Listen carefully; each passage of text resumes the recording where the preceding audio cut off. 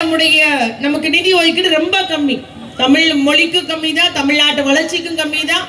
எதுவுமே அங்கீகரிக்கப்படவில்லை. நீட் தேர்வு என்று அதிக மருத்துவக் கல்லூரி உள்ளது தமிழ்நாடு தான். இன்னைக்கு 250 பேருக்கு ஒரு டாக்டர் தமிழ்நாட்டில் இருக்கிறாங்க. ஆனா மற்ற இடத்துல 1000 பேருக்கு ஒரு டாக்டர் கூட கிடையாது. பார்த்தான் வைடா நீட் தேர்வை, எல்லாரும் எல்லா இடம் படிக்கட்டும், எல்லா மக்களும் தமிழ்நாட்டில் போய் படிங்க. அந்த மக்களுடைய நம்முடைய கல்வியை முடக்கக்கூடிய அளவில், குறிப்பாக கிராமப்புற மக்களுடைய அந்த கல்வி வாய்ப்பை மறுக்கக்கூடிய நிலைமையில நீட் தேர்வு. எவ்வளவோ போராடி பார்த்தாச்சு, அசையவே இல்லை.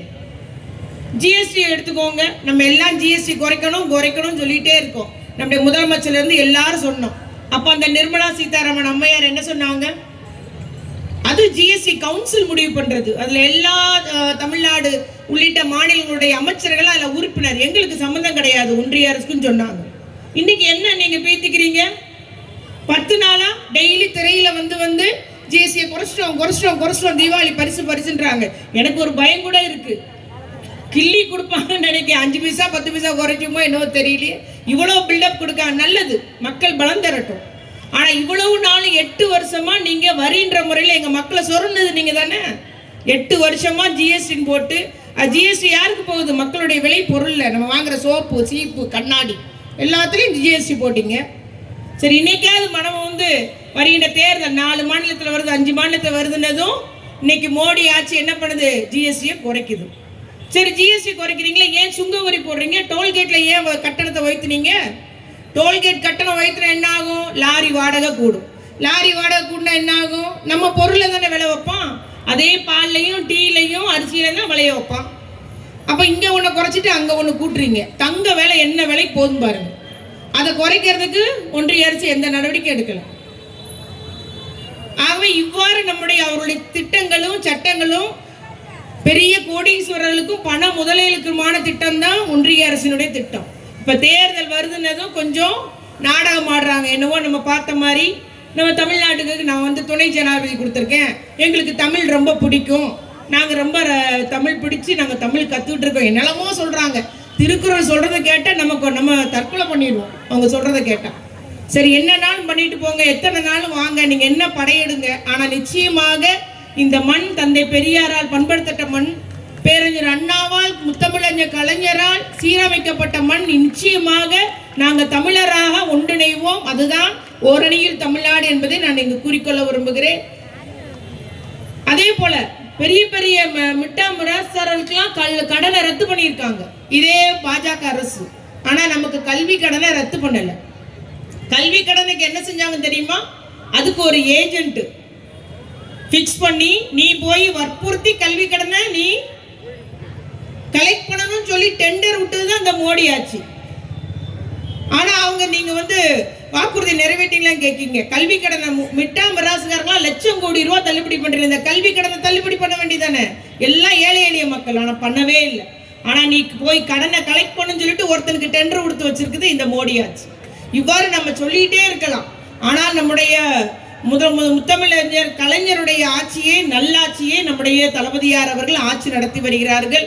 இன்னைக்கு தனிநபர் வருமானம் உயர்ந்திருக்கு, பொருளாதார வளர்ச்சி உயர்ந்திருக்கு, தொழில் வளர்ச்சி ஏற்பட்டிருக்குது. நம்முடைய பெண்கள் அதிக உழைக்கும் மாநிலம் நம்ம தான், ஏற்றுமதியில் நம்ம தான் அதிகம், மோட்டார் வாகன உற்பத்தியில நம்ம தான் அதிகம், மின் அந்த உற்பத்தி இருக்குல்ல சோலார் மின்சார உற்பத்தியில நம்ம தான் அதிகம் இருக்கிறோம். எல்லா தனிநபர் வருமானம் உயர்ந்திருக்குது. வறுமை கோட்டு பட்டியலுடைய எண்ணிக்கை குறைஞ்சிருக்குது. பட்டினி என்பது நம்முடைய தமிழ்நாட்டில் இல்லாத நிலையில இருக்குது. இன்னைக்கு வீட்டுக்கு வீடு வயசானவங்களுக்கு ரேஷன் பொருள் கொடுக்குறாருங்க. அப்பா அம்மா இல்லாத பிள்ளைங்களுக்கு எல்லாம் மாசம் 2000 ரூபாய் கொடுத்து நானே பாத்துக்கிறேன், உன்னை படிக்க வைக்க, உன்னுடைய வாழ்வாதாரத்தை பாத்துக்கிறேன்னு சொல்லிட்டு உதவி கொடுக்குறாரு. அவங்களுக்கு எல்லாம் ஓட்டு இருக்கா? இல்லையே. ஆனாலும் அவன் தமிழ் சமுதாயம், நம்ம ஊர் நம்மள ஒரு பிள்ளை, நம்ம தம்பி, நம்மளுடைய பிள்ளை, அவனை நம்ம பாதுகாக்கணும்னு சொல்லிட்டு அந்த பிள்ளையும் பையனையும் இன்னைக்கு தலைவர் பாதுகாக்கிறார். இவ்வாறு ஒவ்வொரு திட்டமா மகளிர் உரிமை தொகை எத்தனையோ பேர் கொடுக்குறாங்க.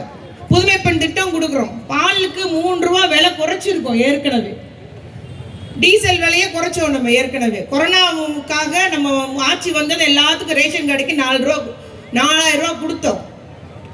எடப்பாடி கொரோனால என்ன பண்ணாரு? வீட்டுல இருந்தாரா, பூட்டிக்கோ, வீட்டுல உட்காந்து வேலைக்கு போகாத, கடையை திறக்காத, முத்தம் தொளிக்காத, வீட்டுல இரு, மூடிக்கோன்னாரு. மோடி என்ன சொன்னாரு?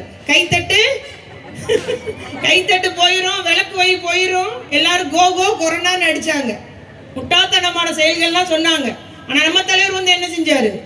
கடையை திறங்க, ஃபேக்டரியை திறங்க, விவசாயம் நடக்கட்டும், உப்பளம் திறங்க, எல்லாம் நடக்கட்டும், எல்லாம் திறந்து போங்க, நான் 4000 ரூபாய் கொடுக்குறேன்னு சொல்லிட்டு வேகமா நம்முடைய தமிழ்நாடு இயங்க ஆரம்பிச்சது. மக்களுடைய பணப்புழக்கம் வந்தது, பொருளாதார வளர்ச்சி வந்தது. எல்லாரும் இன்னைக்கு கொரோனால இருந்து ஏற்பட்ட லாஸ்ல மீட்டு வந்துட்டோம். அடுத்து வெள்ளம், எவ்வளவு லாஸ், எல்லாத்துக்கும் தூத்துக்குடியில அத்துணை பேருக்கும் லாஸ் தான். வீட்டில் மோட்டார் போச்சு, ஸ்கூட்டர் போச்சு, கிரைண்டர் போச்சு, பிரிட்ஜ் போச்சு. இன்னைக்கு நம்ம கடுமையான உழைப்புல எல்லாமே மீண்டு வந்திருக்கோம். நம்முடைய முதலமைச்சர் அன்னைக்கு கார்டுக்கு ரூபாய் 5000 ரூபாய் நம்ம உப்பள தொழிலாளர் கொடுத்தாரு. மற்றவங்களுக்கு 6000 ரூபாய் கொடுத்தாரு. கார்டுக்கு 6000 ரூபாய், உப்பள தொழிலாளருக்கு டபுள் மடங்கு. ஆக எல்லாம் கொடுத்து நம்மள மீண்டு வந்த இந்த அளவுக்கு நம்முடைய ஆட்சி நல்லாட்சி புரிந்து வருகிறார். தமிழ்நாடு வளர்ச்சி அடைந்திருக்குது. அதனால அவங்க என்ன செய்யன்னு தெரியாம நம்முடைய பாஜக அரசு இல்லாத பொருளான்னு சொல்லிட்டு இருக்குது. ஆனா நிச்சயமா குட்டையை குழப்பி மீனை பிடிக்கலாம். ஜாதியின் பேராலும் மதத்தின் பேராலும் சண்டையை மூட்டி நம்ம பிளவு உண்டாக்கணும். நமக்கு திராவிட முன்னேற்ற கழக கூட்டணியுடைய வாக்கு வங்கியை கலைக்கணுன்றதுக்காக திட்டமிடுறாங்க. அது ஒரு நாள் நடக்காது என்பதை நான் உறுதியோடு இங்கு கூறிக்கொள்ள விரும்புகிறேன். அதுபோல எடப்பாடி பழனிசாமி உள்துறை மந்திரி, ஆமையா உள்துறை மந்திரி பார்க்க போறேன்னு சொல்லிட்டு போயிட வேண்டியதானே? அமித்ஷா அவர்களே மூஞ்ச மூடிக்கிட்டு போறாரு. ஏன்? அது ஒன்றும் அவமானம் இல்லையே. அமித்ஷாவை சந்திக்கிறது அவமானமா? அன்னைக்கு 3 கார் போனார் தாண்டி. இன்னைக்கும் பத்தி நம்ம முகத்துல கர்ச்சி போட்டு நான் மூஞ்சி தான் தொடிச்சேன்றாரு. எதனால அப்படி போறாருன்னு தெரியல. ஏன்னா அவர் வந்து அதிமுகவை அடகு வச்சுட்டார். சொல்லிட்டார்ல, இன்னைக்கு 2014 என்னைய முதலமைச்சர் ஆக்கினது பாஜக தான் சொல்லிட்டார். ஆகவே ஏற்கனவே நீங்க அடகு வச்சுதான் உதய மின் திட்டம், எல்லாருக்கும் எல்லாம் ரேஷன் பொருள், அனைவருக்கும் எல்லாம் ரேஷன் கொடுக்கணும், ஒரே நாடு ஒரே ரேஷன், எல்லா திட்டத்துக்கும் கையெழுத்து போட்டது இந்த எடப்பாடி. அதனாலதான் இன்னைக்கு வந்து எல்லா பிரச்சனையும் நம்ம சந்திச்சுட்டு இருக்கிறோம். அதே போல இன்னைக்கும் அவரு அடவு வச்சுட்டாரு. ஆகவே நம்ம இந்த முறை இந்த 2026 சட்டமன்ற தேர்தல் மிக முக்கியமான தேர்தல். நம்ம தமிழ்நாட்டை காப்பாற்றிட வேண்டும். திராவிட அந்த கொள்கை எல்லாருக்கும் எல்லாம் கிடைக்கணும், எல்லா பகுதியும் முன்னேறணும், எல்லா மக்களும் நம்ம சமம் அப்படின்ற அந்த கொள்கையை நாம் காப்பாற்றியாக வேண்டும். நம்முடைய மக்களை காப்பாற்றியாக வேண்டுமானால் நம்முடைய இனப்பகவர், நம்ம தமிழினத்துக்கு யார் எதிரானவர்கள் என்பதை நாம் கண்டறிந்து கொள்ள வேண்டும். அதுபோல நம்முடைய அதுக்கு சதி செய்கிற சதிகாரங்களை நாம் கண்டறிந்து மக்களிடம் அடையாளம் காட்டி வீடு வீடாக வாக்குகள் சேகரித்து நம்முடைய முதலமைச்சர் தளபதியாரை மீண்டும் அரியணையில் ஏற வைப்போம். குறிப்பாக தூத்துக்குடி, விளாத்திக்குளம் அண்ட் கோயில்பட்டி 3 தொகுதி நாம் வெற்றி பெற்று முதலமைச்சர் காலடியில் நாம் சமர்ப்பிப்போம். அதற்கு நாம் அனைவரும் ஒன்றிணைந்து பணிபுரிவோம், ஓரணியில் பணிபுரிவோம். தமிழ்நாட்டை காத்திட நம்முடைய தளபதியாரை ஆட்சி கட்டிலே அமர வைப்போம் என்று கூறி முடிக்கிறேன். நன்றி, வணக்கம்.